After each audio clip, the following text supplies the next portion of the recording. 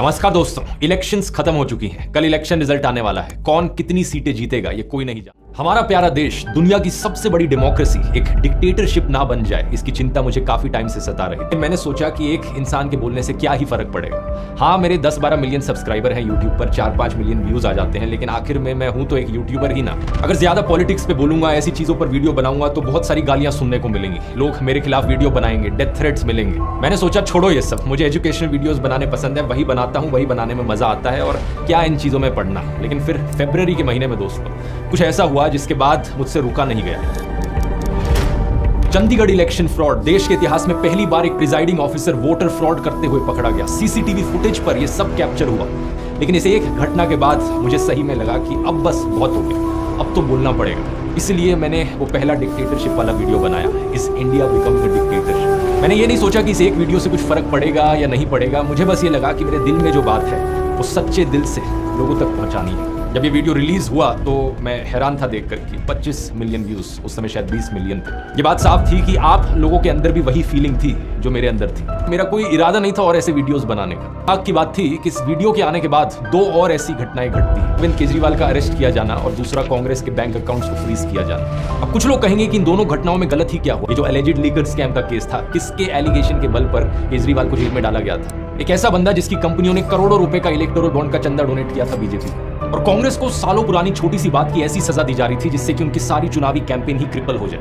Anyways, बात यह है कि मैं ये देखकर हैरान हो गया कि जो बात मैंने अपने पहले वीडियो में कही थी वो बात सच साबित होती जा रही थी। पॉइंट ऑफ टाइम के बाद से मुझे लगा कि कोई और कुछ करे या ना करे, लेकिन मैं अपनी तरफ से पूरी कोशिश करूंगा लोगों को जागरूक करने की। लेकिन ये कोशिश एक पहाड़ चढ़ने से भी मुश्किल थी। एक ऐसे दौर में जहां सभी टीवी चैनल्स गोदी मीडिया बन चुके हैं, हिंदी के ज्यादातर अखबार बिक चुके हैं, व्हाट्सएप माफिया तो लोगों के फोन में घुस चुका है। एक यूट्यूब चैनल क्या ही कर लेगा इन सब चीजों के खिलाफ। लेकिन फिर भी मुझे लगा कुछ फर्क पड़े ना पड़े, अब बोलना जरूरी है। भगवत गीता का एक श्लोक की बात मैंने फर्स्ट वीडियो में भी करी थी, अध्याय 2 श्लोक 47, जहाँ श्री कृष्ण कहते हैं कि कर्म करो, फल की चिंता मत करो, क्योंकि उस पर तुम्हारा अधिकार नहीं है। हालांकि इसका मतलब ये भी नहीं कि तुम निष्क्रिय हो जाओ, तुम वो करो जो तुम्हें करना चाहिए। मैंने भगत सिंह के बारे में सोचा जब उन्हें फांसी पर चढ़ाया जा रहा था। क्या ये ख्याल उनके दिमाग में आया होगा कि मेरे फांसी पर चढ़ने का नतीजा क्या होगा? क्या वो सही में हमें आज़ादी मिलेगी? उन्होंने अपनी कुर्बानी दी साल 1931 में, आज़ादी मिली हमें 1947 में। उस वक्त कोई उम्मीद ही नहीं थी आज़ादी मिलने की, लेकिन फिर भी जो सही चीज़ थी इस फोटो को देखिए। मैंने इस बंदे के बारे में सोचा, तो सारी भीड़ वहाँ पर हिटलर वाला नाजी सल्यूट कर रही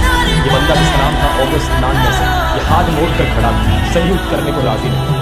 इवन तो ये इकलौता था वहां पर जो सल्यूट नहीं कर रहा। मेरे एक अकेले इंसान के से ये सल्यूट ना करने से क्या हो जाएगा? हिटलर की तानाशाही खत्म हो जाएगी?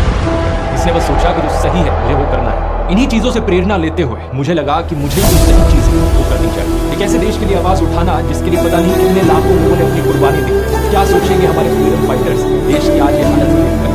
तो मैंने सोचा कल को अगर कोई मेरा बच्चा होगा वो मुझसे क्या पूछेगा देश की हालत में कि पापा आप कहाँ थे जब देश डिक्टेटरशिप की ओर गिरता जा रहा था, आपने कुछ किया क्यों नहीं? और मैं क्या कहूँगा कि मैं अपनी जॉब में बिजी था, मैं बस अपने करियर पर फोकस कर रहा था, पैसे कमाने पर फोकस कर रहा था। पिछले 1-2 महीने में रिलीज किए गए वीडियोस इतिहास के पन्नों में हमेशा एक सबूत बनकर रहेंगे।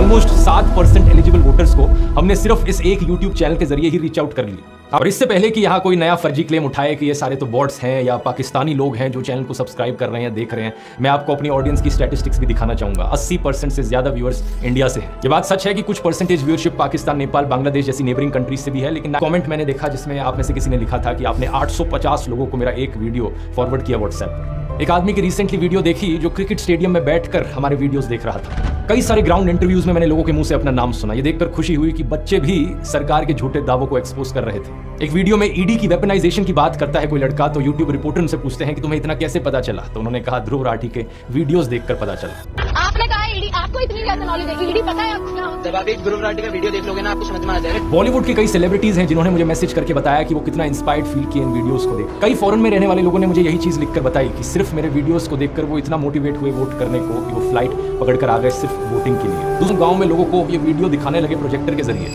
राजस्थान, वेस्ट बंगाल, महाराष्ट्र जैसी कई स्टेट्स में ऐसे नजारे देखने को मिले जहां पर इन वीडियोस को पब्लिक में प्ले किया गया। भारत संघर्ष की चर्चा छपी। France 24, the Economist, Al Jazeera, Time magazine, the Telegraph, the Print, Economic Times, दुनिया में अगर डंका किसी का बज रहा था तो वो हमारा बज रहा था दोस्तों। ये सब देखकर इनका गोदी मीडिया, इनके गोदी यूट्यूबर्स और आईटी सेल, पूरा गोदी सिस्टम बुरी तरीके से बौखला गया। जो हमले मेरे ऊपर इन्होंने किए, जो बदनामी करने की कोशिश करी इन्होंने मेरी, वो भी नेक्स्ट लेवल की थी।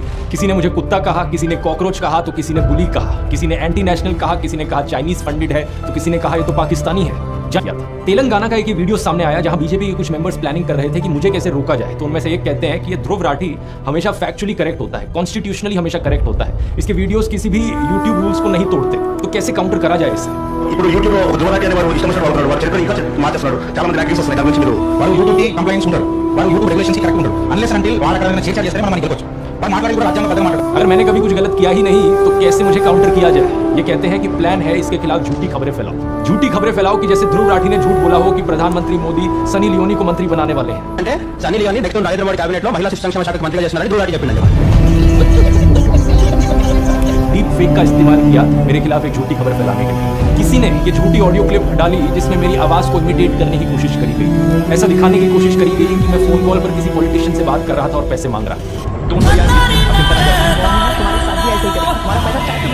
हाँ, मुझे तो यूके से आता है, मेरा जानती है। देखो किस हद तक ये चले गए मुझे बदनाम करने के लिए। ऊपर से जो रेगुलर वीडियोस इनके आ रहे हैं जहाँ पे मुझे इंसल्ट किया जाता है, कभी कुत्ता बोलकर, कभी कॉकरोच बोलकर, तो कभी बुली बोलकर। कोई झूठी खबर फैलाता है कि मैंने किसी को मरवा पिटवा दिया, तो कोई झूठी खबर फैलाता है कि मेरा एक सीक्रेट व्हाट्सएप ग्रुप है जहाँ पे लोगों को ट्रोल करता हूँ, जहाँ पे बॉट्स भेजे जाते हैं। हमारा एक ऑर्गेनाइज ग्रुप है। कुछ भी ऐसा नहीं है दोस्त, कोई सीक्रेट टेलीग्राम ग्रुप नहीं है, कोई सीक्रेट फेसबुक व्हाट्सएप ग्रुप नहीं है। जो है वो पब्लिकली आपको दिखता है। व्हाट्सएप पर एक पब्लिक चैनल है जिस पर मैं पोस्ट करता हूँ ओपनली। दैनिक जागरण जैसा अखबार तक मेरे खिलाफ झूठी खबर फैलाने लगा कि मेरी चाइना से फंडिंग आती है। बताओ जरा, मैं कभी बॉयकॉट चाइना करके वीडियोस बनाता कि मेरी चाइना से फंडिंग आ रही है? ये वही अखबार है जिसको मैंने पहले भी अपने एक वीडियो में एक्सपोज किया। इतनी झूठी खबरें छापते हैं ये। एक बार ऐसे ही इन्होंने इंडियन आर्मी के बारे में फेक न्यूज फैलाई, खुद हमारी आर्मी ने उस फेक न्यूज को डिबंक किया था। ऐसे ही इस अखबार ने किसानों के बारे में फेक न्यूज फैलाई थी, किसानों की रैली में पाकिस्तान जिंदाबाद के नारे लगे। इस खबर को छापते वक्त इन्होंने अपने पैरा में ये भी लिख रखा था कि हालांकि इस खबर की पुष्टि नहीं हो पाई है। इसका क्या तुक बना? मतलब फिर खबर छापते ही क्यों हो जब इसकी पुष्टि नहीं हो पाई है? ऐसे तो मैं भी कह दूं कि दैनिक जागरण का जो मालिक है वो एक आतंकवादी है, हालांकि इस खबर की पुष्टि नहीं हो पाई है। नहीं, मेरे मतलब हर हफ्ते मैं इनके झूठे आरोपों का ही जवाब देता रहूं। मशहूर लेखक शहादत हसन मंटो की एक लाइन याद आती है, कोठे की एक तवायफ और एक बिका हुआ पत्रकार एक ही श्रेणी में आते हैं, लेकिन इनमें से तवायफ की इज्जत ज्यादा होती है। ये बात बिल्कुल सही है, क्योंकि एक तवायफ तो सिर्फ अपने शरीर को बेचती है, ये बिके हुए लोग अपने जमीर को बेचते हैं, अपनी आत्मा को बेचते हैं, अपने देश को बेचते हैं। ये लोगों के मुद्दों की हत्या करते हैं और देश के साथ दगा करते हैं। ऐसा नहीं है कि ये सब देखकर मुझे कुछ हर्ट फील होता हो, क्योंकि अब इन सब चीजों की आदत हो गई है, लेकिन दुख जरूर होता है। दुख होता है कि ये कैसा कल्चर बना दिया है इन्होंने देश में। कहां तो हमारे उपनिषदों में लिखा है कि विचारों को हर दिशा से आने दो। देश में ध्रुवीकरण नहीं होना चाहिए, न सांप्रदायिक आधार पर, न जातीय आधार पर, न राजनीति ऐसे दो खेमों में बंटनी चाहिए कि जिनमें संवाद न हो, जिनमें चर्चा न हो। लेकिन सच बात पता है क्या है दोस्तों? आपकी तरफ से इतना सारा प्यार, इतना सारा सपोर्ट मुझे मिला कि इनकी कोई भी झूठ की दुकान टिक नहीं पाई। हर रोज के मुझे हजारों मैसेजेस मिले, ईमेल्स मिली, किसी ने आप में से मेरी पेंटिंग बना दी, किसी ने कोई गाना ही बना डाला। ये आपके इन लाखों कॉम्प्लीमेंट्स के बीच गोदी इकोसिस्टम के सभी अटैक्स फेल रहे हैं। हर एक उस भारतीय का मिशन है जो देश की फिक्र करता है, जो देश को बेहतर बनते हुए देखना चाहता है, जो आम लोगों के बेहतर भविष्य की फिक्र करता है। और कल चुनाव का नतीजा चाहे जो भी हो, लेकिन कोई भी हमसे ये एहसास नहीं छीन सकता। इस एहसास को इस वीडियो में सहजने की मुझे जरूरत महसूस हुई। लगा कि इसे डॉक्यूमेंट किया जाना चाहिए, ताकि जब भी दुनिया में किसी देश में लोकतंत्र कमजोर हो रहा हो और देश के लोगों को जब भी हिम्मत चाहिए हो, तो हमारी ये दास्ता उनके लिए एक प्रेरणा बन सके। और वैसे दूसरों के लिए ही क्यों, ये दास्ता हमारे लिए भी तो एक प्रेरणा है। ये संघर्ष हमारा खत्म नहीं हुआ है। क्या पता कल के चुनाव के नतीजों में बीजेपी वाकई 350-400 सीट जीत जाए और प्रधानमंत्री देश को तानाशाही की दिशा में ही आगे बढ़ाते रहे। तब क्या करेंगे? प्रेरणा लेंगे अभी तक के इस सफर से, इस वीडियो से, और कोशिश को जारी रखेंगे। और अगर कल इंडिया अलायंस की भी जीत हुई तब भी ये सिलसिला थमेगा नहीं, क्योंकि इतना तो है कि देश में ध्रुवीकरण कम होगा, तानाशाही के काले बादल छट जाएंगे, लेकिन ऐसा नहीं कि अचानक से सब कुछ सही हो जाएगा। किसी ने एक बार कमेंट्स में पूछा था कि अगर कल को इंडिया अलायंस की सरकार बनती है तो क्या मैं तब भी आवाज उठाऊंगा?